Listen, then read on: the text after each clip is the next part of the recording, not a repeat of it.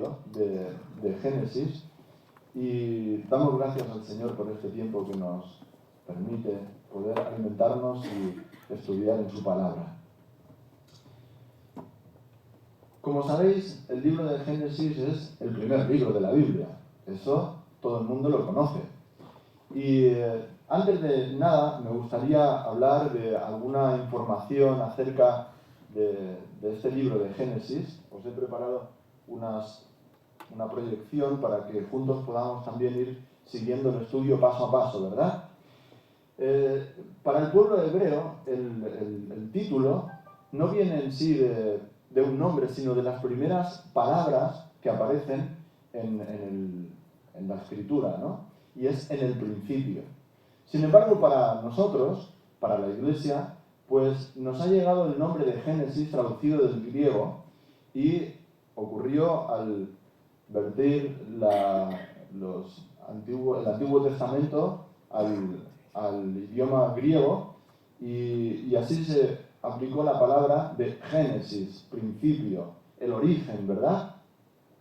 ¿Qué es la génesis de algo? Pues lo que aparece por primera vez, la creación, la formación, el desarrollo de algo. Pues así nosotros lo utilizamos y aplicamos este nombre desde el siglo II, desde el siglo II antes de Cristo, que fue cuando se tradujo pues este Antiguo Testamento al idioma griego, ¿verdad? Y se hizo la versión de los 70. Si paso una filmina, si veis, quién lo escribió está claro, lo escribió Moisés.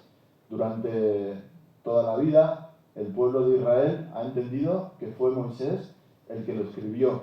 Y no solamente el libro de Génesis, sino que todo el mundo sabe que escribió el Pentateuco. Y el Pentateuco es un libro, digamos, originalmente era un libro compuesto por 5 partes, y de ahí una de ellas es el libro de Génesis. Todos vosotros sabéis que el Pentateuco está formado por el Génesis, el Éxodo, ¿qué más?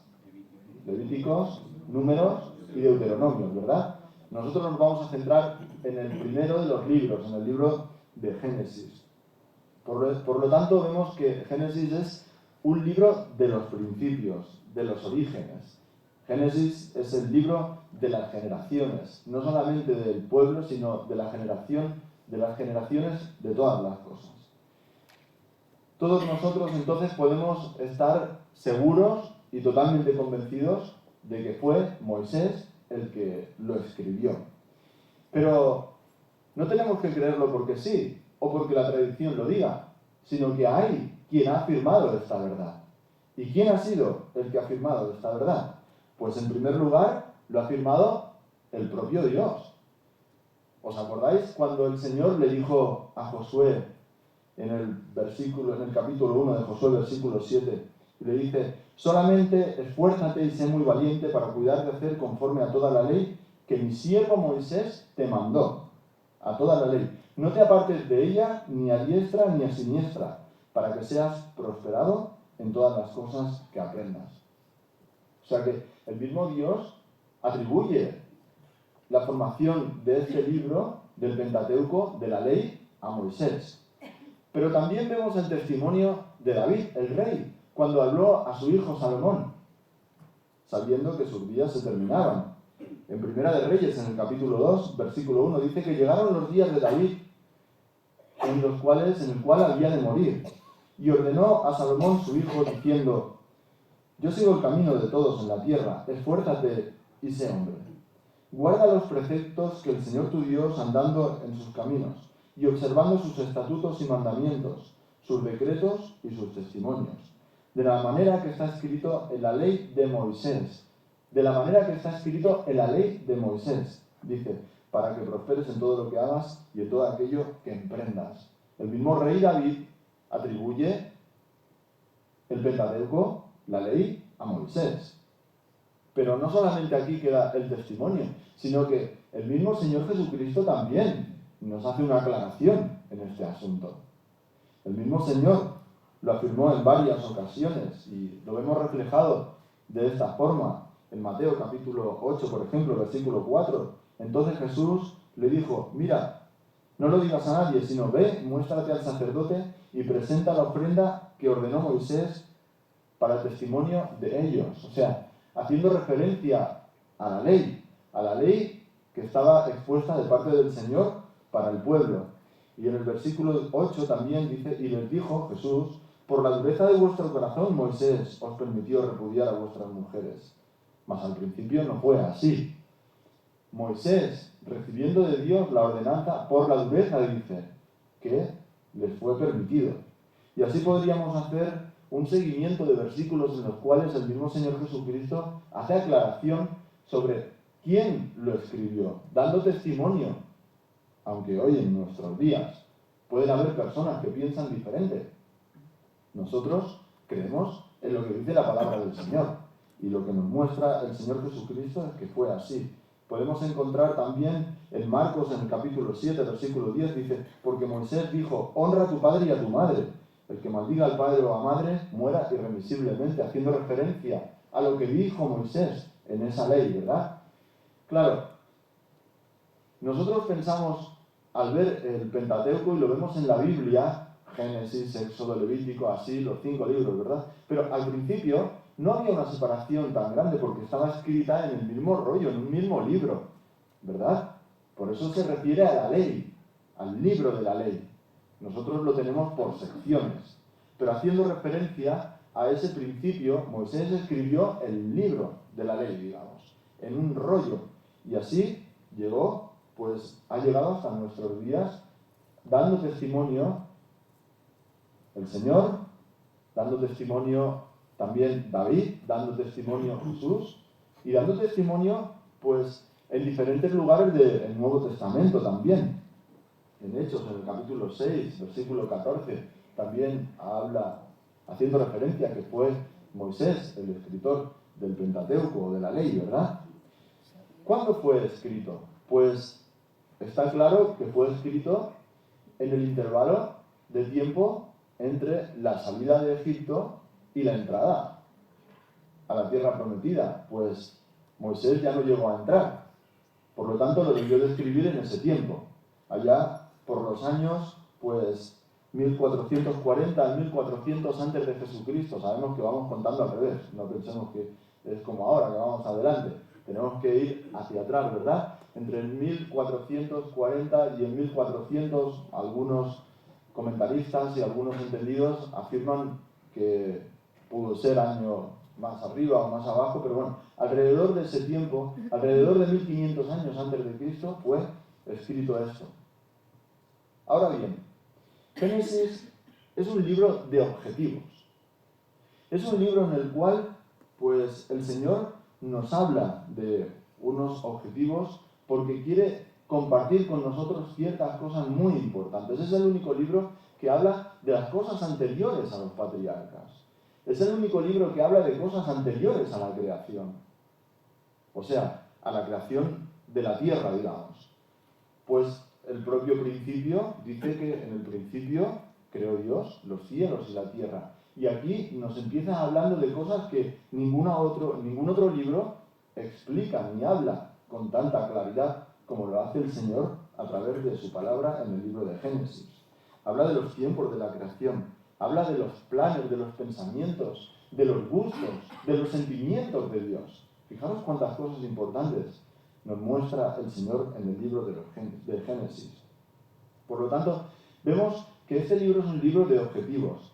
Y el primer objetivo que podemos entender esta tarde, que quiere compartir con nosotros también el Señor a través de esta escritura, es que Él quiere que nos sirva para aprender. Y aprender es algo muy importante para el pueblo de Dios. Dios quiere que nosotros aprendamos. Quiere que aprendamos que Él es el creador del mundo y de todo cuanto existe. Porque hoy en día se achaca las cosas a tantas imaginaciones y a tantas formas de pensar, pero el Señor lo pone y nos lo dice claramente. ¿Quién es el creador de todo? El Señor. Para nosotros es cierto y es verdadero. El Señor quiere que nuestra actitud hacia Él sea una actitud de sometimiento y de reverencia. Y también necesitamos aprenderlo. Y eso lo vamos a ver a través de esta escritura en el libro de Génesis. El Señor también quiere que aprendamos a mostrarnos, que aprendamos a ser respetuosos con la creación que el Señor nos ha dado. Hoy en día se habla tanto del movimiento verde, ¿verdad? Del movimiento ecologista. Pues yo os digo, los más ecologistas deberíamos ser los cristianos. Porque deberíamos guardar lo que el Señor nos ha encomendado, la tierra que ha sido creada, la naturaleza que para nosotros ha llegado. Y nosotros deberíamos preservarla, sabiendo que tenemos que dar cuentas al Señor de todo lo que Él ha puesto en nuestras manos. Por supuesto, también quiere que aprendamos cuáles son los efectos del mal en la creación. ¿Cuáles son los efectos del mal en las personas? Dios quiere que aprendamos muchas cosas. Y también que sepamos que Dios es un Dios de pactos y de acuerdos. Que Dios es un Dios de promesas para con su pueblo. Todo eso lo vamos a ir aprendiendo en su palabra. Todo esto servirá para construir y fortalecer nuestra fe. Porque nuestra fe tiene que ser fundamentada y arraigada en la palabra del Señor. Y siendo así, entonces, aunque todo esté seco alrededor, aunque todo parezca que caiga, aunque todo parezca que tiembla, como nuestras raíces están fundadas en la palabra, no habrá nada que pueda derribarnos. El Señor también nos permite estudiar este libro para responder a preguntas ciertamente difíciles y complicadas, que hoy en día se dan por ciertas. Y no quiero engañaros, pero todo el mundo puede entender y saber que se habla de teoría, cuando para nosotros es algo cierto y claro que Dios creó los cielos y la tierra y todo cuanto existe. Y no ha llegado a ser ni por casualidad, ni por el pensamiento, ni la colisión de algunas células que han desarrollado en otra clase de seres pues, más evolucionados, y así han llegado pues, a desarrollarse todas las criaturas que hay en esta tierra, ¿verdad? Para nosotros es diferente y el Señor quiere también que conozcamos y que nuestra fe se funde en lo que dice la palabra del Señor. ¿Cuál es la importancia de este precioso libro? También nos muestra el Señor que debemos hacerlo para estudiar, no solamente para aprender, sino para estudiar, porque nos hace falta a todos conocer. Conocer es importantísimo, queridos hermanos, y lo debemos hacer estudiando la palabra del Señor. ¿Dónde vamos a fundarnos nosotros? ¿Dónde vamos a nutrirnos mejor que en las Escrituras? ¿De dónde vamos a sacar nosotros más alimento provechoso que de la palabra del Señor? En él nos explica el Señor el porqué de la vida.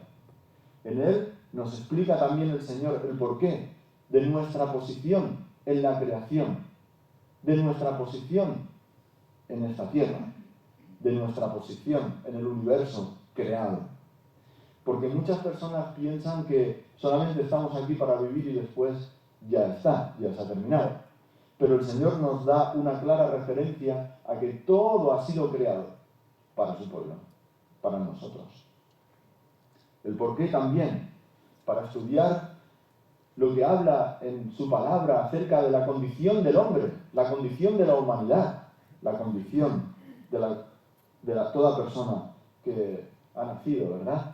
Y que por desgracia o por gracia, como dice la palabra del Señor, hemos recibido pues esa clase de maldición que acarrea el pecado, y todos necesitamos a un Salvador tan grande como el Señor Jesucristo. También nos habla y quiere que estudiemos acerca de la salvación, del plan de salvación, del cómo ha llegado a ser todo esto. También porque nos habla acerca del amor de Dios. Hay muchos porqués. Hay muchos porqués acerca de la necesidad de estudiar la Biblia y el libro de Génesis. Porque también hay un juicio divino. Porque también hay que entender mucho mejor el libro de Génesis para saber cuál es el presente y aún más cómo nos vamos a proyectar al futuro. Porque la palabra del Señor está conectada una cosa con la otra. Y así podríamos conectar el libro de Génesis con el último de los libros, que es el de Apocalipsis. ¿Por qué debemos estudiar el Génesis? Para entender mejor el presente y para saber claramente que los hombres No debemos ser personas orgullosas, sino que debemos servir al Señor con obediencia, con sumisión y con humildad. Todo el mundo puede aprender de Él. Pueden aprender los amantes de la ciencia.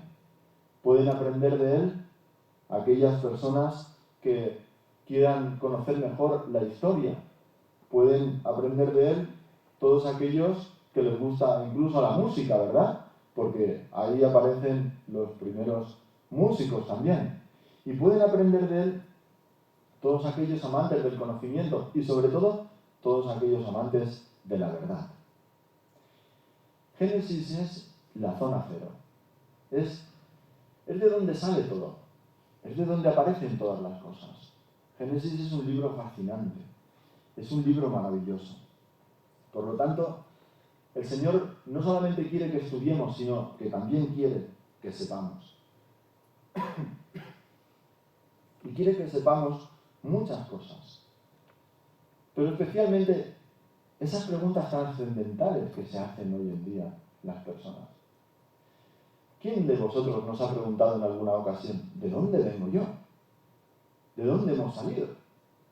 Hoy en día, como antes os refería, ya sé verdad, por supuesto, incluso a los niños, ¿de dónde venimos? ¿Verdad?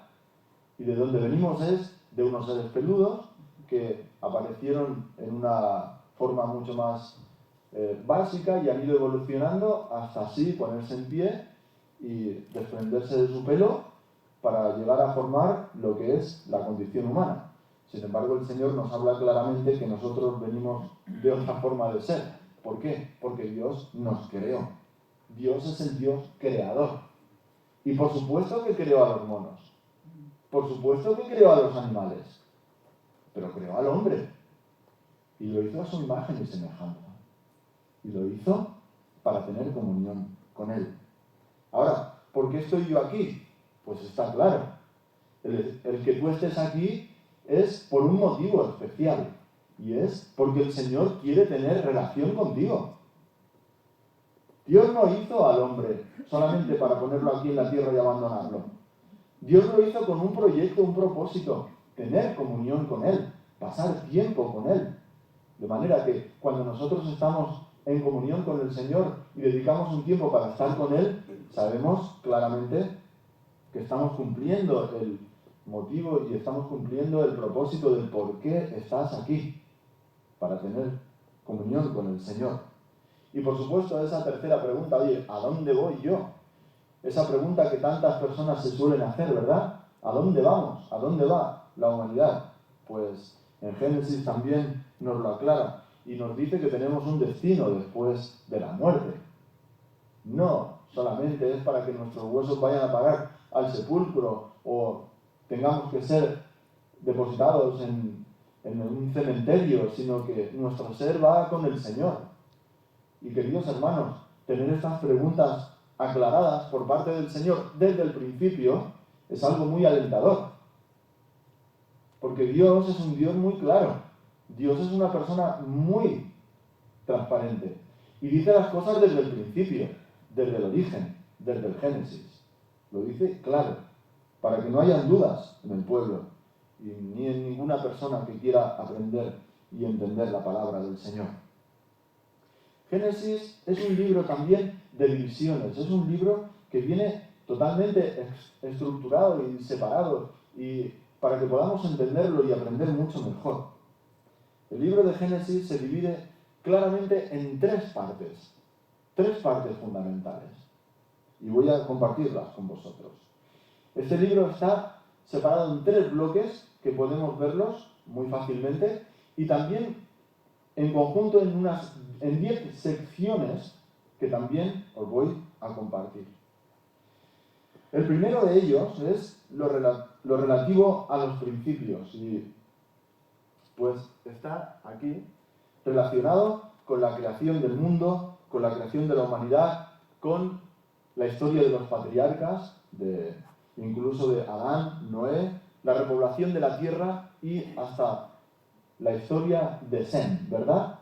Los primeros capítulos de la Biblia, desde el capítulo 1 hasta el capítulo 11, nos habla de esta historia primitiva, de lo relativo a los principios, ¿verdad? Este es el primero de los bloques. Encontramos, pues, una segunda parte, un segundo bloque que nos habla de los orígenes del pueblo de Israel. Si al principio el primer bloque hablaba de los orígenes de todas las cosas, el segundo bloque habla de los orígenes del pueblo de Israel.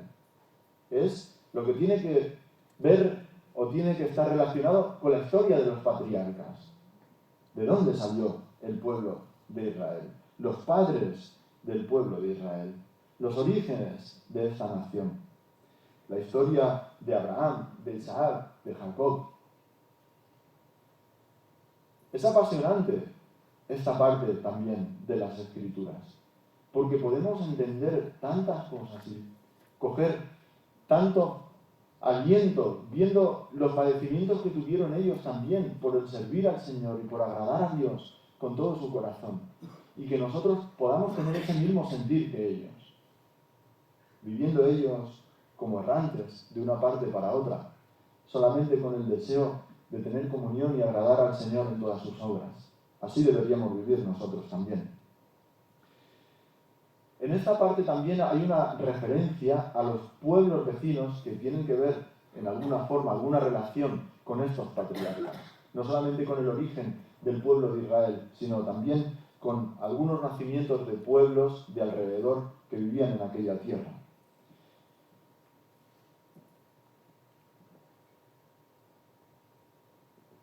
La tercera parte de lo relativo a estos patriarcas es la que tiene que ver específicamente con la historia de José. La historia de José toma una importancia relevante en este libro de Génesis, y así también, pues, emplea el Señor una serie de capítulos, desde el capítulo 37 hasta el 50. Está relacionado todo con la historia de José, con su vida en la juventud, con el cómo llegó, o la manera en que llegó a Egipto, cómo tuvo que padecer allí una serie de tribulaciones y angustias, todas dirigidas para bendecir el Señor a José. Cómo el Señor lo prosperó, poniéndolo en un lugar de relevancia, y cómo también tuvo, pues, esa comunión con sus hermanos al final de toda la historia, ¿verdad?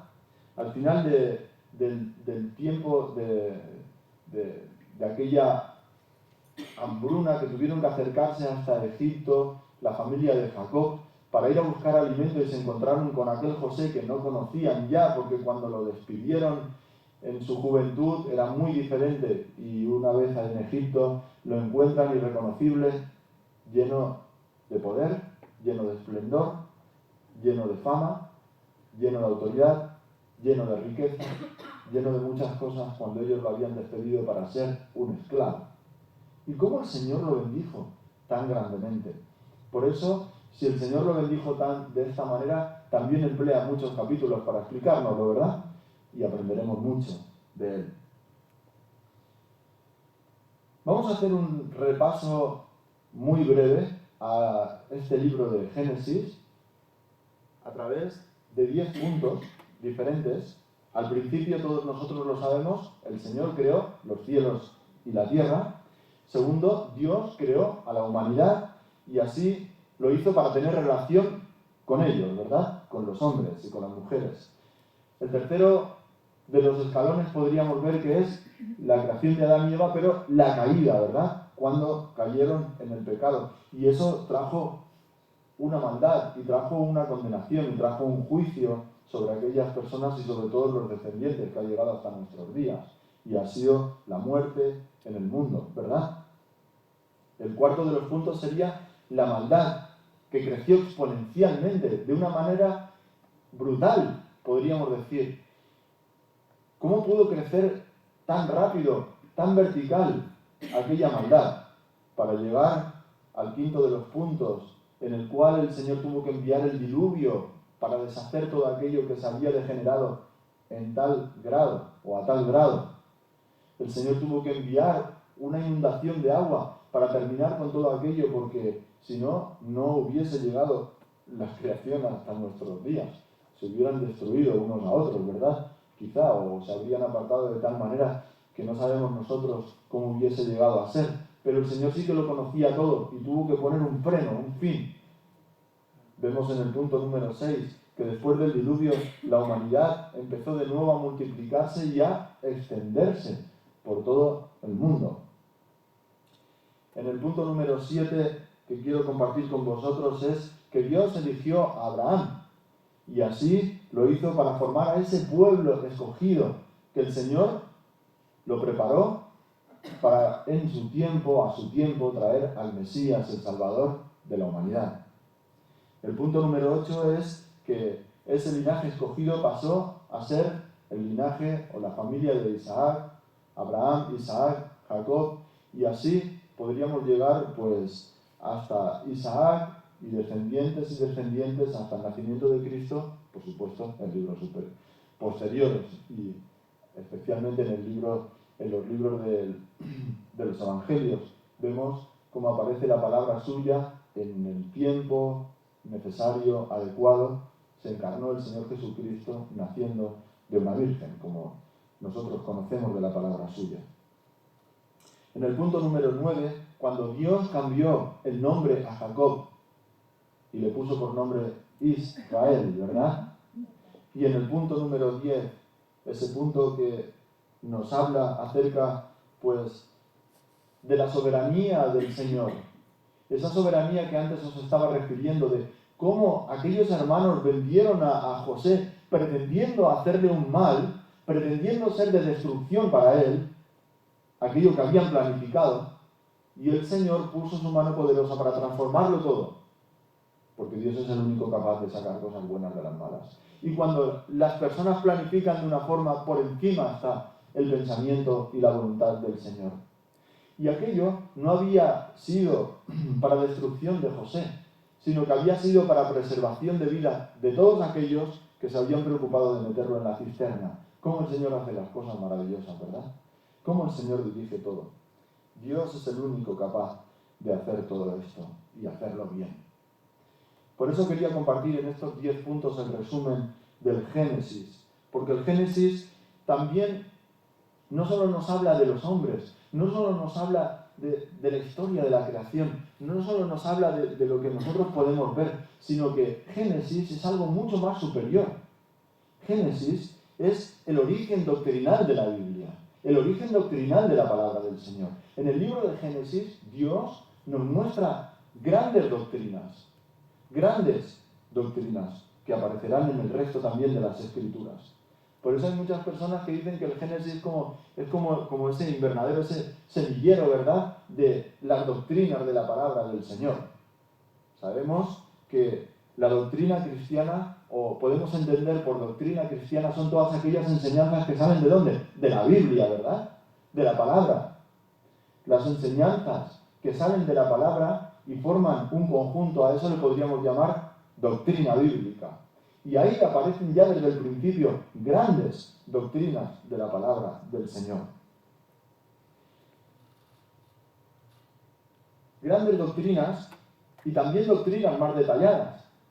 Por grandes doctrinas yo os he puesto, para que podamos entenderlo así a grandes rasgos, unas están en una parte y las otras en otra, aunque podríamos poner más, pero bueno, os he puesto lo más importante que ya iremos detallando a lo largo del estudio. Doctrinas súper importantes acerca de la doctrina de Dios, por ejemplo, nos habla el libro de Génesis. O también acerca de la doctrina del hombre, o el pecado, o también la salvación. E incluso nos habla de la persona de Jesucristo. ¿Y por qué no podemos entender también acerca del Espíritu Santo? Porque es la primera vez que aparece en la palabra del Señor el nombre o la persona del Espíritu Santo, hablando de que se movía sobre la faz de las aguas. Dice que se cernía en algunas versiones, es como si planease por encima de las aguas, ¿verdad? A partir de ahí, pues, empezamos a entender la palabra del Señor y toda la enseñanza que llega hasta nosotros.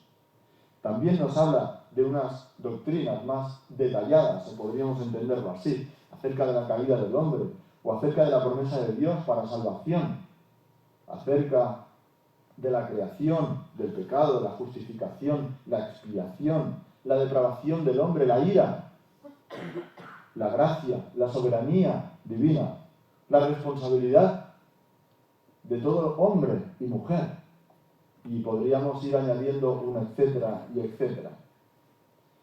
Por lo tanto, Génesis nos muestra no solamente el origen de la creación, ni el origen de la doctrina de la palabra del Señor, sino que también nos muestra el origen de todo, porque Génesis es el origen de todo. El primer libro de la Biblia nos habla por lo menos de 14 cosas que se originan aquí.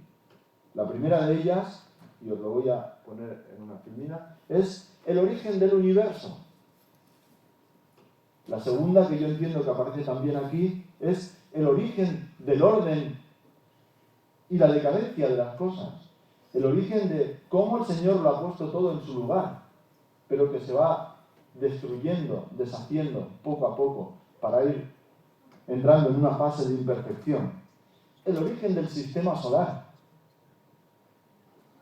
O el origen también de la atmósfera y también de las capas de las aguas que nos rodean a la Tierra.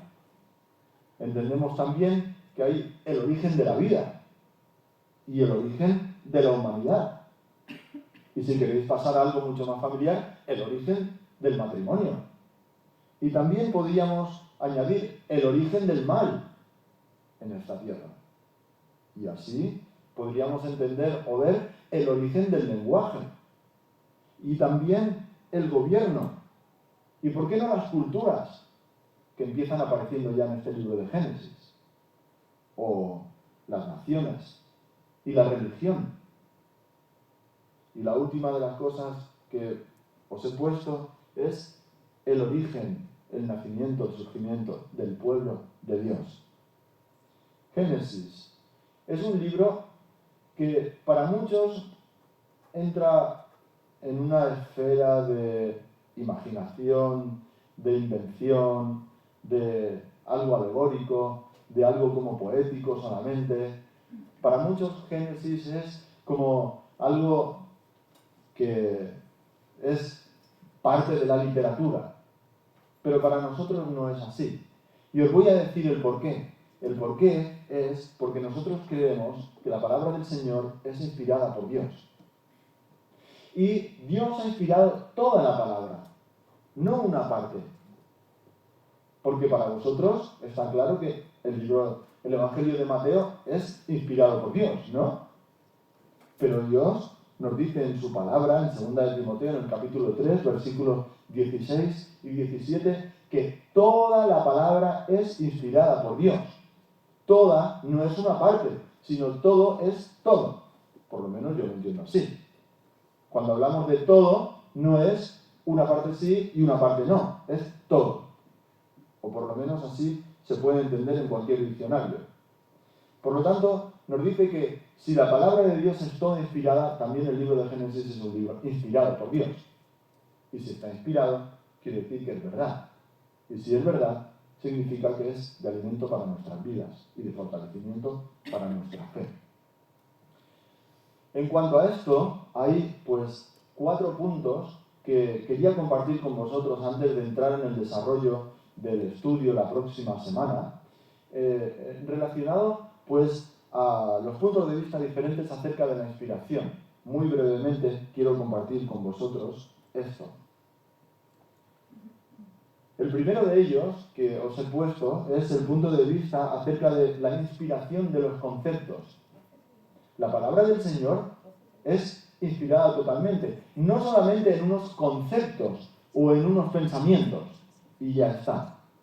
El segundo de estos puntos de vista es lo que algunos dicen como el dictado verbal, ¿verdad? Que resume entonces a la persona a ser un escritor de lo que Dios ha dicho.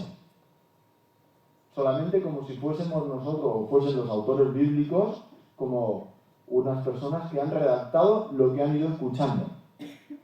La tercera de los puntos de las teorías o puntos de vista acerca de la inspiración de la palabra del Señor, pues es aquellos que piensan que ha sido parcialmente inspirada, solo una parte inspirada. La parte, pues, que al hombre le ha sido imposible averiguar por sí mismo, lo que no ha conocido el hombre o no puede conocer, ¿verdad?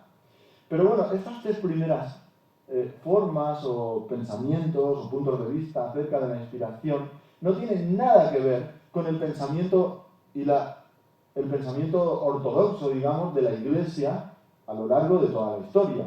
Y el pensamiento que todos nosotros tenemos, el que podemos creer y en el cual estamos fundamentados, es en el cuarto de los puntos.